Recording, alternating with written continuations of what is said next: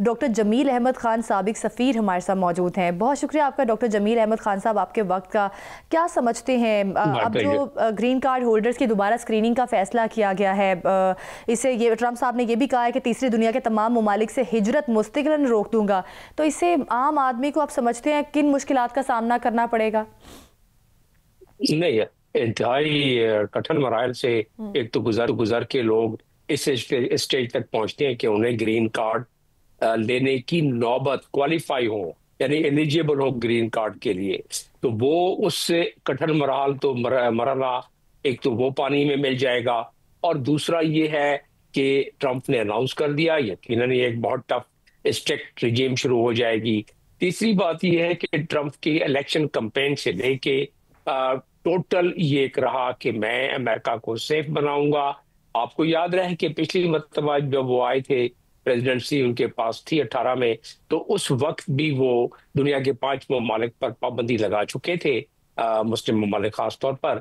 और अब पूरी की पूरी थर्ड वर्ल्ड का वो कह रहे हैं 19 कंट्रीज कि उस पर जिनको वीजा, जिनको के ग्रीन कार्ड मिल चुका है, यानी सिटीजनशिप पासपोर्ट मिलने के दहाने पर खड़े हैं, वो हजारों की तादाद में लोग हैं जो जो बाइडेन के जमाने से प्रोसेस होते हुए इस मरहले तक पहुंचे। कहते हैं उनको भी मैं रिव्यू करूंगा। तो वो रिव्यू करने में जाहिर है बहुत सारे लोग हाथ धो बैठेंगे सिटीजनशिप से या ग्रीन कार्ड से। लोग वहां डॉक्टर साहब ये जी डॉक्टर साहब, हमारे यहाँ लोग ये जानना चाहते हैं खास तौर पे कि ये जो मामला सारा है दोबारा स्क्रीनिंग पॉलिसी का, इससे पाकिस्तान कितना मुतासिर होगा, और अमेरिका में जो पाकिस्तानी हैं मौजूद, क्या वो डिपोर्ट भी हो सकते हैं वहां से? नहीं, यकीनन ये प्रोसेस किया इसीलिए जाता है कि डिपोर्ट किया जा सके। तो अब रहा सवाल कि पाकिस्तानी वहां कोई 7 लाख के करीब सिटीजन्स हैं वहां, और उसमें कुछ ग्रीन कार्ड होल्डर पाइपलाइन में होंगे, लेकिन जो ग्रीन कार्ड होल्डर्स हैं उनकी आदादो शुमार भी एक कसीर आदादो शुमार है। तो वो जब इफेक्ट होंगे तो पाकिस्तानी डायरेक्ट इफेक्ट होंगे उसमें।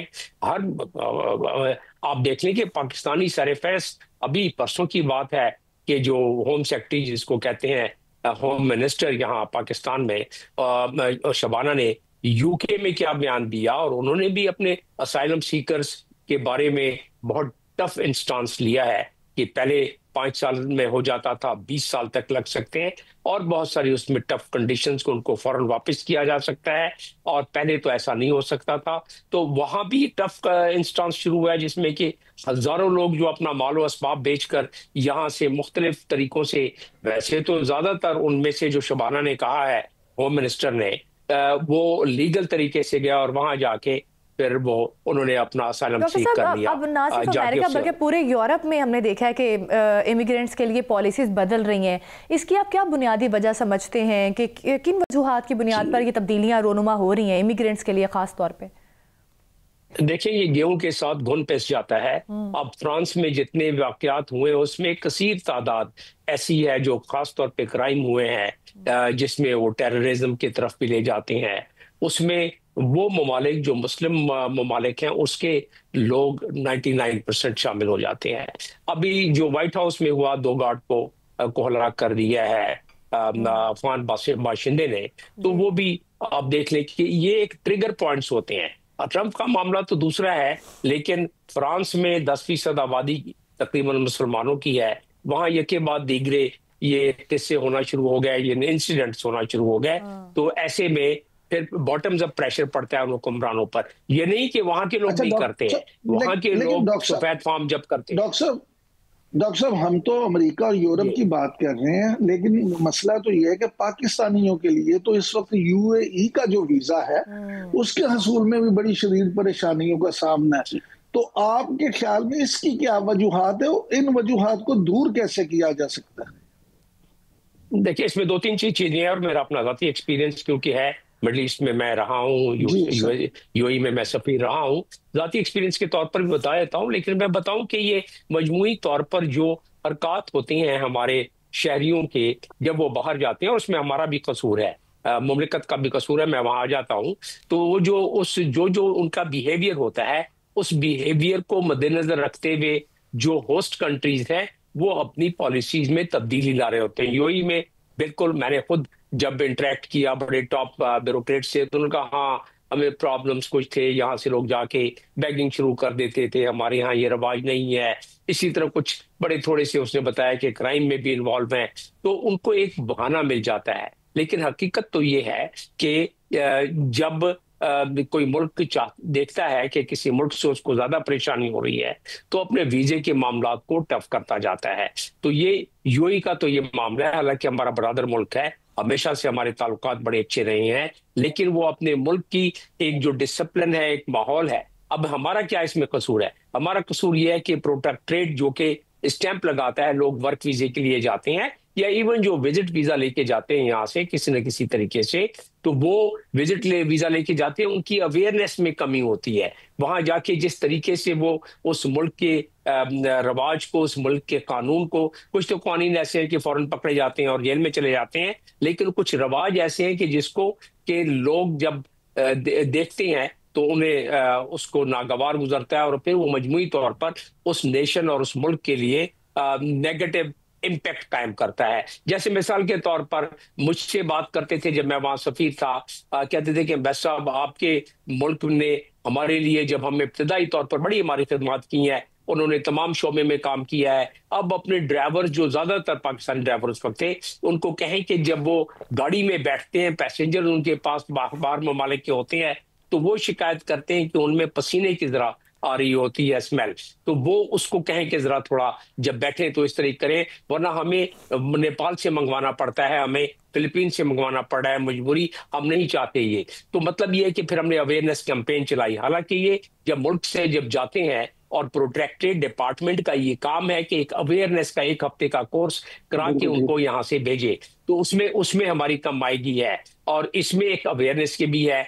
और तीसरी चीज ये है कि मैंने कल आर्टिकल मेरा शाया हुआ है कि लोग क्यों भागते हैं, क्यों जाते हैं मुल्क से बाहर, विजिट वीजे पे जाते हैं, फिर वहां जाके कोई और काम शुरू कर देते हैं, डिंगी के जरिए जाते हैं, समुद्र में गर्क हो जाते हैं। उसके बहुत सारे वजूहात हैं जिसकी वजह से अमेरिका में तो खैर बड़े पापड़ बेल के वहां पहुंचना पड़ता है और ज्यादातर जो लोग वहां पहुंचते हैं वो किसी न किसी तरीके से लिजिटिमेट तरीके से जाते हैं और वहां जाके जैसे कि विजिट वीजा, वर्क वीजा या जैसे कि स्टूडेंट वीजे पे जाके वहां कोशिश करते हैं कि वहां के कायदे के मुताबिक अप्लाई कर दे सिटीजनशिप के लिए। लेकिन मजमूई तौर पर अगर देखा जाए तो जो लोग यहाँ से पाकिस्तान से नौजवान ने मिलत जाना चाहते हैं, उसके एक तो सोशो इकोनॉमिक फैक्टर बहुत बड़ा है, दूसरा कुछ लोग सिक्योरिटी पॉइंट ऑफ व्यू से इसको ज्यादा प्रॉब्लम महसूस करते हैं, तीसरी चीज हर साल अभी इस वक्त तकरीबन 70 लाख मेरे मुल्क का नौजवान बेरोजगार है और इसमें हर कैटेगरी के जो बड़े आसूदा लोग हैं 70 लाख के करीब अफराद बेरोजगार हैं, इवन बहुत सारे। जी इमरान साहब। डॉक्टर साहब, मैं आपसे यहाँ पे ये जरूर जानना चाहूंगा कि जो वजीर आजम मियां शहबाज शरीफ अभी बहरीन का दौरा करके आए हैं, तो उसमें भी ये कहा जा रहा है कि वहां पे बड़े मुआहदे हुए हैं और पाकिस्तान, वजीर आजम की कोशिश है कि बहरीन, कतर, ओमान, सऊदीया, इन तमाम ममालिक में जो है लाखों की तादाद में अपने जो हुनरमंद नौजवान हैं उनको भिजवाया जाए। तो आप इस सारी सूरत हाल को किस तरह से देखते हैं? क्या ऐसा मुमकिन नजर आता है फौरी तौर पे आपको?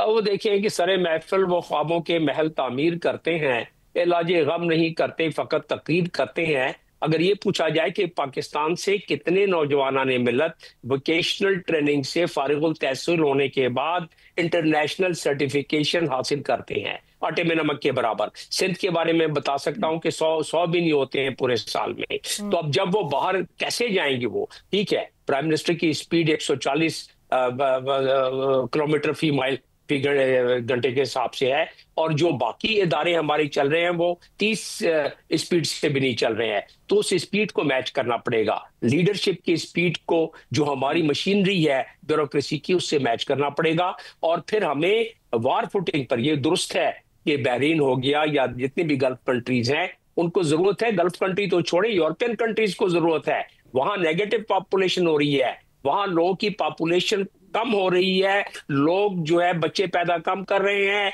और बूढ़े मरते जा रहे हैं, उनको जरूरत है। लेकिन हम उस मयार की अफरादी कुव्वत पैदा करने में नाकाम रहे हैं, मान ले और ये जान ले।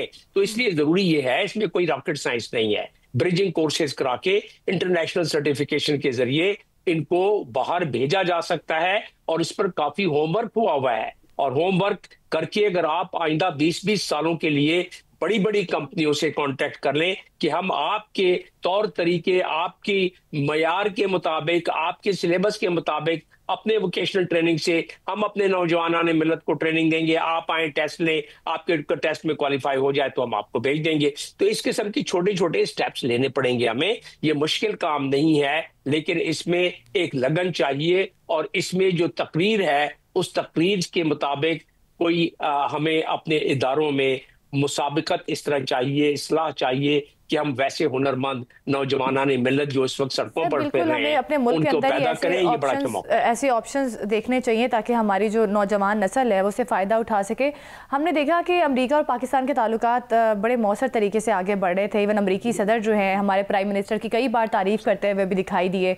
तो पाकिस्तानी लोग तो बड़े खुश थे कि हमारे लिए शायद आगे जाके कोई सुनहरी मौके पैदा होने वाले हैं।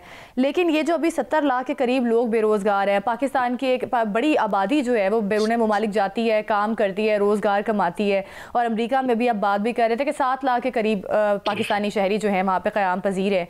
लेकिन अब अमरीकी सदर की जानिब से जो पाबंदियाँ लगाई जा रही हैं इमिग्रेंट्स पर और जो उनको मुराद दी जाती थी, सब्सिडीज़ दी जाती थी, वो पहले ही लिमिटाइज थी। अब ये भी कहा जा रहा है, ये भी खबरें आ रही हैं कि शायद वो बिल्कुल सब्सिडीज़ भी नहीं मिलेंगी।